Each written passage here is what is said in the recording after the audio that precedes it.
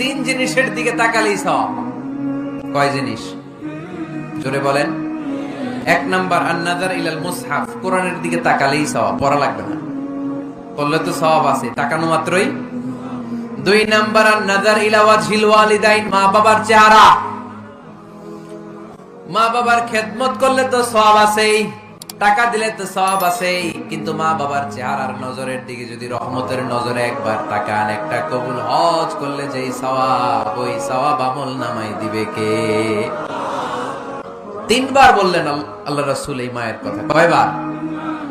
আল্লাহ হাবিব বললেন মা মা মা, তারপরে মা কয়বার, বাবা কয়বার। তার মানে ইসলাম মাকে দিয়েছে স্বর্ণ পদক, ইসলাম মাকে দিয়েছে রৌপ্য পদক, ইসলাম মাকে দিয়েছে ব্রোঞ্জ পদক, বাবাকে দিয়েছে সান্ত্বনা পুরস্কার।